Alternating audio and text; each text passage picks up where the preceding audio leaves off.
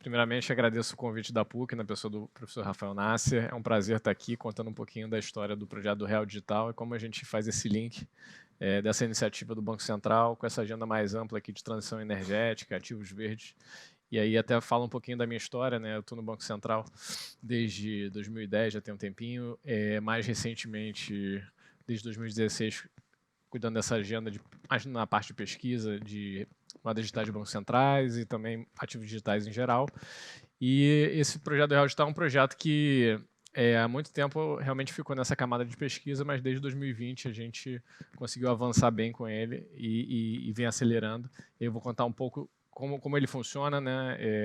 Não se trata apenas de moeda, não se trata apenas de pagamento, se trata aqui de infraestrutura e eu vou trazer alguns detalhes.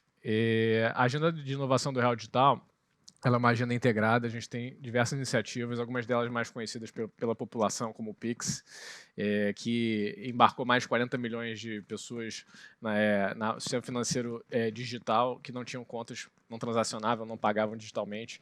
E desde 2020, final de 2020 até agora, realmente foi uma quantidade bem representativa. A gente tem outras agendas também de inovação, para quem não conhece, o Open Finance, né, a parte de finanças abertas, que também é conhecido internacionalmente como Open Bank, que é acesso a dados, né, o consumidor ele tem os dados transacionais, seu histórico de relacionamento com o sistema financeiro é seu, então você pode abrir para outros players dos setores terem acesso às suas informações para precificar melhor risco, ofertar melhor crédito dos produtos financeiros. E essa é uma agenda que fala também com o Real Digital, e eu vou contar um pouco aqui. Aí a parte de internacionalização da moeda também linka com essa história do Real Digital. Aqui a gente gosta de separar normalmente em dois bullets, né, o que seria o serviço de pagamento e o que seriam os serviços financeiros. Né, o Pix e também alguns marcos regulatórios que a gente trouxe em 2013, eles realmente atacaram muito a questão de pagamentos digitais, que é a porta de entrada da cidadania financeira. Mas com a agenda do Real Digital, a gente, na realidade, está movendo para uma outra área específica, que é essa parte de serviços financeiros. O Open Finance ele já também trata um pouco nessa linha, mas o Real Digital ele vai um pouco além e ele serve como uma infraestrutura para representação e negociação de ativos. Por isso que muitas vezes o nome pode enganar e realmente é natural que as pessoas acabem colocando dentro desse bucket de pagamentos, mas é uma agenda de infraestrutura, é uma agenda de diminuição de barreiras de entrada e é uma agenda de permitir inovação com novas tecnologias emergentes como blockchain, DLTs e contratos inteligentes. Aqui é basicamente o contexto que o Real Digital nasce, né? A gente já tinha o Pix, já tinha o Open Finance, qual seria o próximo passo? E a gente entende que o mercado financeiro está caminhando para uma economia tokenizada, né, uma economia representada por ativos digitais nesse formato novo de tokens, que podem ser transacionados de forma muito mais versátil, flexível, através de programação, que a gente chama de programabilidade. Esses serviços financeiros podem ser compostos, você pode fazer um bundle, empacotar vários serviços financeiros, criar mercados dentro de infraestruturas descentralizadas e a gente está apostando nessas novas tecnologias. E essa tese ela é a tese que inspira, né, que move o projeto do Real Digital, de que a tokenização da economia não é para o futuro, é para agora. A gente se inspira muito no ecossistema de finanças descentralizadas, né, que a gente chama de DeFi, e a gente vem vendo, né, em diversos verticais, diversas indústrias, o impacto da tokenização, da tecnologia blockchain, como o professor Nasser e alguns outros colegas que apresentaram.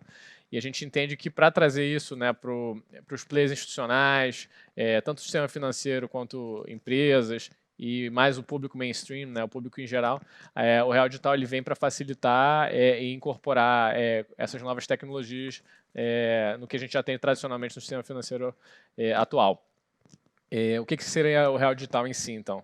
A gente pensa numa arquitetura muito similar ao que a gente vê em redes de blockchains públicas, no ecossistema de finanças centralizadas. Aqui é só mais ou menos uma arquitetura para vocês terem um primeiro contato, mas no próximo slide eu já pontuo como é que isso fica aqui no projeto do Real Digital. Do ponto de vista de pagamento, né, tokens de pagamento, a gente tem o relacionamento que você vai ter com a versão tokenizada e os pagamentos que você vai fazer nessa rede através do real tokenizado, que nada mais é do que os depósitos que a gente tem em contas bancárias, instituições financeiras, instituições de pagamento, e eles vão ter um upgrade, vamos dizer assim, né, vão agora ser representados numa nova versão tokenizada e vão ter acesso a contratos inteligentes, né, e uma série de lógicas de programação e a liquidez dessa nova infraestrutura.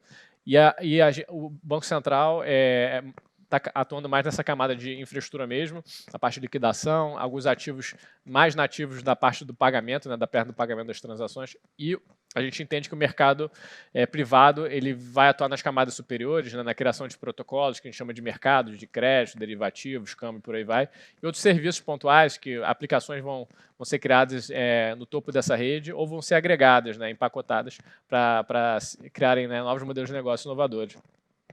Aqui é só um pequeno resumo, antes de eu fazer esse link da agenda do Real Digital com essa agenda mais ampla de sustentabilidade e transição energética.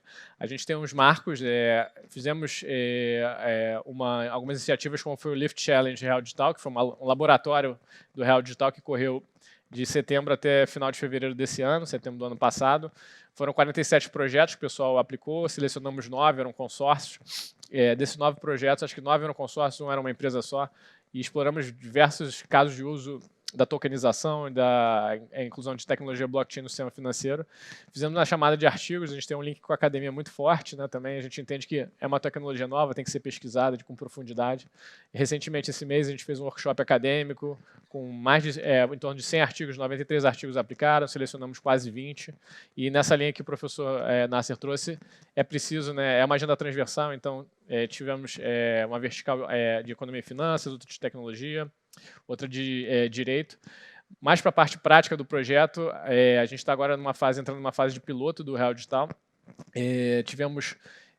Agora foram 36 projetos que submeteram e selecionamos 14 para essa primeira fase, e a gente vai começar a meter a mão na massa, diferentemente da fase de laboratório.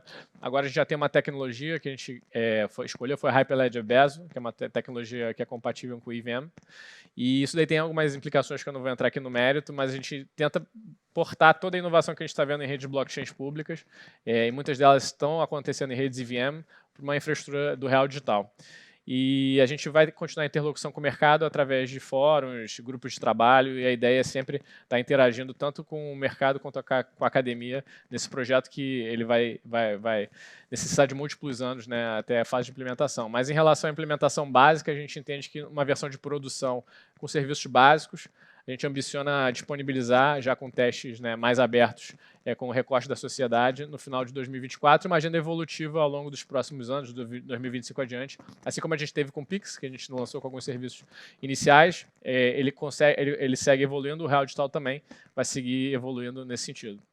Isso aqui é a parte que eu acho que é interessante, né? A gente tem um grupo de trabalho também de tokenização de ativos no Banco Central, e a gente estuda diversas dimensões, diversas lentes dessa agenda mais ampla de tokenização. E dentro desse subgrupo, a gente tenta entender do ponto de vista de infraestrutura, participantes do mercado, modelo de negócio, o que faz sentido. Temos feito benchmark com organizações internacionais, vou contar um pouco mais adiante. E a gente também recentemente criou um nono subgrupo, né, são 9 subgrupos, para estudar, né, como a adoção de infraestruturas baseadas em DLT, blockchain e contratos inteligentes podem facilitar, né, e habilitar mercados ESG. Dentro deles a questão de transição energética também. E aqui eu entro um pouquinho mais no mérito em relação a esse assunto. A gente tem uma agenda mais ampla do Banco Central, que é uma agenda de inovação, uma agenda BC Hash, é a agenda estratégica do banco, e a gente tem diversas dimensões. Uma dessas dimensões, além de competição, que a inovação está incluída, é a parte de sustentabilidade, e dentro dessa, a gente entende que tem uma interseção entre aqui o verde e o digital, e essa interseção fala também de forma muito clara aqui no projeto do Real Digital. Mercados ESG, ativos, crédito de carbono e outros tipos de ativos sustentáveis, muitas vezes ele não tem infraestrutura adequada para ser registrado, transacionado, negociado, ou faltam liquidez, ou faltam padrões de mercado. E a gente entende que com essa nova infraestrutura do Real Digital, não só ativos financeiros clássicos, como a gente espera, né, inclusive valores imobiliários e outros ativos seguros, a gente entende que outros tipos de ativos como automóveis, imóveis, mas também crédito de carbono, títulos verdes, empréstimo baseado em sustentabilidade, todos esses tipos de ativos que a gente vê nessa agenda de sustentabilidade, eles podem se beneficiar porque, por conta de algumas inovações como os contratos inteligentes, esse tipo de modelo de negócio que depende realmente de uma condicionalidade, como é o caso dos Green Bonds, Blue Bonds, Sustainability Linked Loans, e até mesmo, né, nos títulos, né, nos bonds relacionados à transição energética, esses tipos de dívidas condicionais que estão atreladas a uma performance ambiental, para algum prêmio ser pago no caso do atingimento de metas, esse tipo de condicionalidade lógica de negócios mais complexas, ela demanda uma tecnologia que para facilitar esses processos de trabalho. E o contrato inteligente, ele sem dúvida facilita, e essa nova infraestrutura que o Banco Central está promovendo, ela é uma infraestrutura que pode ajudar bastante esses novos modelos a florescerem. E aqui a gente faz uma chamada, né, chama atenção para não só para o mercado financeiro, né, mas para outros mercados, como o caso do setor de energia, das possibilidades que esses ativos, tanto de transição energética como ativos verdes, possam ser negociados nessa nova infraestrutura que o Banco Central está promovendo. Eu agradeço e fico à disposição também, caso de perguntas. Obrigado.